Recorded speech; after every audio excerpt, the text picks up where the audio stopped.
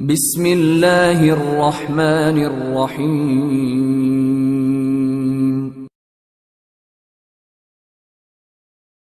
بسم اللہ الرحمن الرحیم۔ السلام علیکم۔ شب معراج حضور صلی اللہ علیہ وآلہ وسلم کا گناہ گاران امت کا حال دیکھنا۔ دوستو، حضرت سمرہ بن جندب رضی اللہ تعالیٰ عنہ کا بیان ہے کہ نبی کریم صلی اللہ علیہ وآلہ وسلم اپنے اصحاب سے اکثر دریافت فرمایا کرتے تھے، کیا تم میں سے کسی نے کوئی خواب دیکھا ہے؟ ایک دن صبح کو آپ صلی اللہ علیہ وآلہ وسلم نے از خود بیان کرنا شروع کیا کہ آج کی رات میرے پاس 2 آدمی آئے اور مجھ کو بیت المقدس کی طرف لے گئے، اور ہم ایک آدمی پر گزرے جو لیٹا ہوا تھا، اور ایک دوسرا آدمی اس کے سر کو پتھر سے کچل رہا تھا۔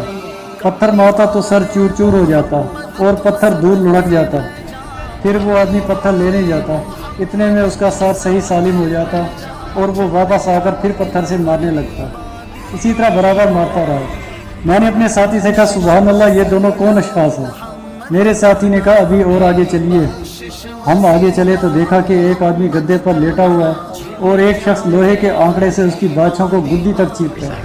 ایک طرف سے اس کا منہ چیر کر جب دوسری طرف سے چیرنے لگتا ہے تو پہلا چیرا ہوا درست ہو جاتا ہے، اسی طرح بار بار چیرتا ہے اور پھر درست ہو جاتا ہے۔ میں نے کہا، سبحان اللہ، یہ کون ہے؟ مجھ سے کہا گیا، ابھی اور آگے چلیے۔ چنانچہ ہم آگے بڑھے تو ایک تنور ملا، اس میں بڑا شور و غل ہو رہا تھا، تو ننگے مرد اور ننگی عورتیں تھیں۔ آگ کی لپٹیں ان کے نیچے سے لپکتی اور وہ شور مچانے لگتے۔ وہاں بدبو ناقابل برداشت تھی۔ میں نے پوچھا، یہ کون ہے؟ مجھ کو حکم ہوا، ابھی اور آگے چلیے۔ ہم ایک نہر پر گزرے جس کا پانی خون کی طرح سرخ تھا۔ اس میں ایک آدمی تیر رہا تھا اور ایک دوسرا آدمی نہر کے کنارے بہت سے پتھر لیے کھڑا تھا۔ وہ تیرنے والا جب کنارے پر آتا تو اپنا منہ کھول دیتا اور کنارے والا آدمی ایک پتھر اس کے منہ میں لقمے کے طور پر ڈال دیتا۔ اسی طرح بار بار ہوتا رہا۔ میں نے پوچھا، یہ کون لوگ ہیں؟ جواب ملا، ابھی اور آگے چلیے۔ ہم چلے تو ایک انتہائی بدصورت آدمی پر گزرے۔ اس کے پاس آگ تھی، وہ آگ کو سلگاتا اور اس کے گرد چکا لگاتا۔ میں نے پوچھا، یہ کون ہے؟ جواب ملا، ابھی اور آگے چلیے۔ ہم آگے بڑھے تو ایک سرسبز و شاداب باغ پر گزرے، اور باغ کے بیچ میں ایک اتنا لمبا شخص تھا کہ میں اس کے سر کو نہیں دیکھ پاتا تھا۔ اس دراز قد شخص کے گرد بہت سے بچے تھے، میں نے ان بچوں کو کبھی نہیں دیکھا تھا۔ میں نے پوچھا، یہ کون لوگ ہیں؟ جواب ملا، ابھی اور آگے چلیے۔ پھر ہم ایک ایسے وسیع اور حسین باغ میں پہنچے کہ میں نے ایسا باغ کبھی نہیں دیکھا تھا۔ اپنے ساتھی کے حکم سے میں اندر داخل ہوا۔ اس میں ایک ایسا شہر تھا کہ سونے چاندی کی اینٹوں سے اس کی تعمیر ہوئی تھی۔ ہم شہر کے دروازے پر آئے، دروازہ کھلوایا اور ہم اس میں داخل ہو گئے۔ اندر پہنچے تو ہمارے سامنے چند آدمی آئے جن کا آدھا جسم نہایت خوبصورت اور آدھا جسم بدصورت تھا۔ میرے ساتھی نے ان سے کہا کہ تم سامنے والی نہر میں کود پڑو۔ وہ جا کر کود پڑے۔ وہ نہر بہت وسیع تھی اور اس کا پانی دودھ کی طرح سفید تھا۔ جب وہ نہر سے نکل کر واپس آئے تو ان کی بدصورتی ختم ہو گئی اور پورا جسم نہایت حسین ہو گیا۔ میرے ساتھی نے مجھ سے کہا کہ یہ جنت عدن ہے اور یہی آپ کا ٹھکانہ ہے۔ میں نے نگاہ اٹھائی تو ایک سفید محل نظر آیا۔ ساتھی نے کہا، یہ بھی آپ کا ٹھکانہ ہے؟ میں نے کہا، اللہ تعالیٰ تم کو برکت دے، مجھے اپنے اس ٹھکانے میں ذرا داخل ہونے دو۔ اس نے کہا، ابھی تو نہیں، مگر آپ ضرور اس میں داخل ہو گئے۔ میں نے شروع سے اب تک جو حیرت ناک مناظر دیکھے تھے ان کے بارے میں اپنے ساتھی سے حقیقت حال دریافت کی تو اس نے بتایا کہ پہلا وہ شخص جس کا سر پتھر سے کچلا جا رہا تھا وہ شخص ہے جس نے قرآن کی تعلیم حاصل کر کے اس کو بھلا دیا اور فرض نماز ترک کر کے سو رہتا تھا۔ یہ برتاؤ اس کے ساتھ قیامت تک ہوتا رہے گا۔ اور وہ دوسرا شخص جس کا جبڑا چیرا جا رہا تھا وہ آدمی ہے جو کہ صبح کو اپنے گھر سے چلتا ہے، جھوٹ بولتا پھرتا ہے۔ یہ برتاؤ اس کے ساتھ قیامت تک ہوتا رہے گا۔ اور تیسرے وہ مرد عورت جو تنور میں ننگے جل رہے ہیں وہ زناکار لوگ ہیں۔ اور چوتھا شخص جو نہر میں تیرتا ہے اور کنارے پر پتھر کا لقمہ پاتا ہے وہ شخص ہے جو سود کھایا کرتا ہے۔ اور وہ پانچواں شخص جو آگ سلگار ہے وہ داروغہ جہنم ہے۔ اور چھٹا لمبا آدمی جو کہ باغ میں نظر آیا وہ ابراہیم علیہ السلام ہے، اور ان کے گرد وہ بچے ہیں جن کی موت فطرت پر یعنی اسلام پر ہوئی۔ اور وہ ساتویں قسم کے لوگ جن کا آدھا جسم خوبصورت اور آدھا بدصورت ہے وہ لوگ جنہوں نے نیک اعمال کے ساتھ برے اعمال بھی کیے ہیں، مگر پھر ان کو رحمت الہی نے اپنے دامن میں لے لیا اور برائی کا داغ صاف ہو گیا۔ حضور صلی اللہ علیہ وآلہ وسلم نے فرمایا، اس کے بعد ان دونوں ساتھیوں نے اپنا تعارف کرایا کہ میں جبرائیل ہوں اور یہ میکائیل ہے علیہ السلام۔ بحوالہ بخاری و بہقی۔ علماء فرماتی ہیں کہ یہ حدیث عذاب برزخ کے ثبوت میں نص صریح ہے، کیونکہ انبیاء کرام علیہ السلام کا خواب سچا ہوتا ہے اور واقعے کے مطابق ہوتا ہے۔ حدیث میں یہ جو فرمایا کہ ان کے ساتھ قیامت تک یہ برتاؤ ہوگا، اس سے ظاہر ہے کہ یہ برزخ کے واقعات ہیں۔ حضرت علی رضی اللہ تعالیٰ عنہ کی روایت ہے کہ مذکورہ والا روایت میں مزید یہ بھی ہے کہ جو شخص آگ سلگا کر چکر لگا رہا ہے وہ داروغہ جہنم ہے۔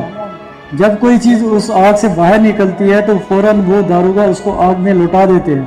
نیز جو ننگے مرد و عورت تھے وہ زانی تھے اور بدبو ان کی شرمگاہوں سے نکلتی تھی، اور ایک گروہ موٹے پیٹ والوں کا بھی نظر آیا جن کی مقعدوں میں آگ بھری جاتی اور منہ سے باہر نکالی جاتی تھی۔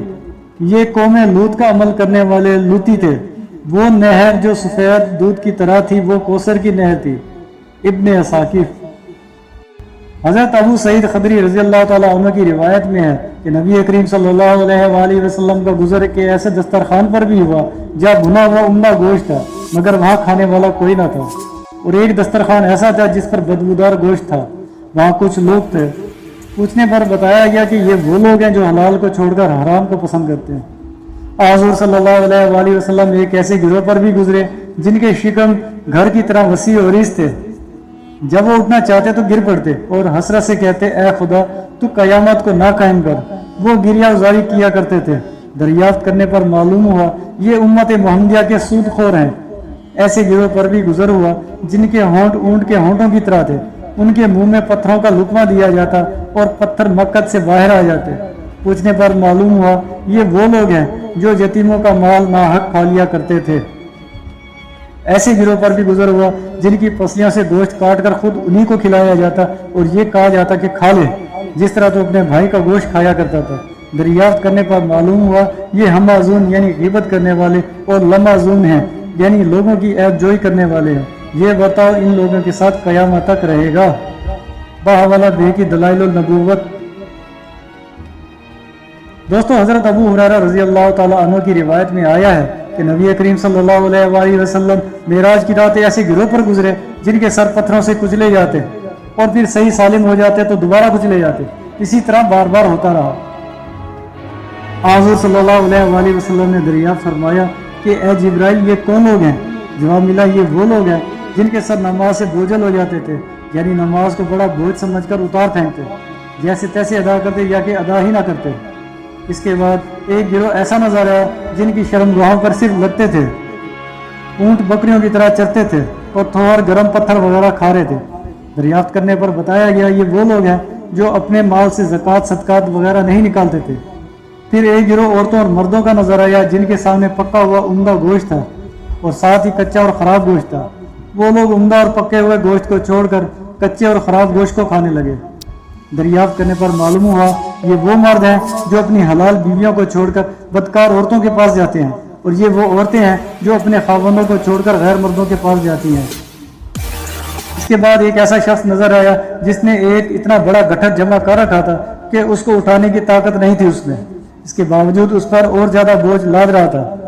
دریافت کرنے پر بتایا گیا کہ یہ وہ شخص ہے جس کے پاس لوگوں کی امانتیں جمع ہیں اور ان امانتوں کو ادا کرنے کی قدرت اس میں نہیں ہے۔ اس کے بعد حضور صلی اللہ علیہ وآلہ وسلم ایک گروہ پر گزرے جن کی زبانیں اور ہونٹ لوہے کی کینچیوں سے کترے جا رہے تھے۔ کترنے کے بعد صحیح سالم ہو جاتے اور پھر کترے جاتے، بار بار اسی طرح ہوتا رہا۔ دریافت کرنے پر بتایا گیا کہ یہ فتنہ فساد برپا کرنے والے واعظ و خطیب ہیں۔ ابن عدی بہقی۔ دوستو، حضرت ابو امامہ رضی اللہ تعالیٰ عنہ کی روایت میں حضور صلی اللہ علیہ وآلہ وسلم کے پاس ایک آدمی آیا، اس نے میرا ہاتھ پکڑا اور اپنے ساتھ لے کر چلا۔ راستے میں ایک بڑا پہاڑ نظر آیا، اس نے مجھ کو چڑھنے کے لیے کہا۔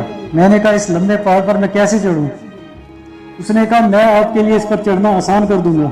پھر میں نے قدم اٹھایا تو ایک زینے پر رکھا، اسی طرح قدم آگے بڑھاتا گیا اور ہر قدم پر زینہ ملتا گیا۔ پہاڑ پر چڑھ کر کچھ دور گئے تو کئی مرد اور عورتیں ایسی نظر آئیں کہ ان کی باچھیں کٹی ہوئی تھی۔ میں نے پوچھا کہ یہ کون لوگ ہیں؟ تو بتایا گیا کہ یہ وہ لوگ ہیں جن کا عمل ان کے قول کے خلاف ہوا کرتا تھا۔ یعنی کہ ان کے قول و فعل میں تضاد ہوتا تھا، جو کہتے تھے وہ کرتے نہیں تھے، کرتے اس کے خلاف تھے۔ پھر آگے چل کر کچھ عورت اور مرد ایسے ملے جن کے کانوں اور آنکھوں میں میخیں ٹکی ہوئی تھیں۔ دریافت کرنے پر بتایا گیا یہ وہ لوگ ہیں کہ ناجائز باتوں کے سننے اور ناجائز چیزوں کے دیکھنے کی کوشش کرتے تھے۔ پھر آگے چل کر کئی عورتیں الٹی لٹکی ہوئی نظر آئیں، ان کے سر نیچے اور پیر اوپر تھے اور سانپ ان کی چھاتیوں کو ڈس رہے تھے۔ پوچھنے پر بتایا گیا یہ وہ عورتیں ہیں جو اپنی اولاد کو اپنا دودھ پلانے سے روکتی تھیں۔ آگے چل کر کئی مرد و عورت ایسے نظر آئے جو سر کے بل جن کے سر نیچے کر کے لٹکائے گئے تھے اور وہ زمین کے کیچڑ کو چاٹ رہے تھے۔ پوچھنے پر بتایا گیا کہ یہ وہ روزے دار ہیں جو وقت سے پہلے روزہ کھول لیتے تھے۔ آگے چل کر 3 آدمی شراب طہور پیتے ہوئے اور خوشی کے نغمے گاتے ہوئے ملے۔ پوچھنے پر معلوم ہوا یہ زید بن حارثہ، جعفر طیار اور عبداللہ بن رواحہ رضی اللہ تعالی عنہم ہیں، باولا ابن خزیمہ ابن حبان وغیرہ۔ وما علینا الا البلاغ المبین۔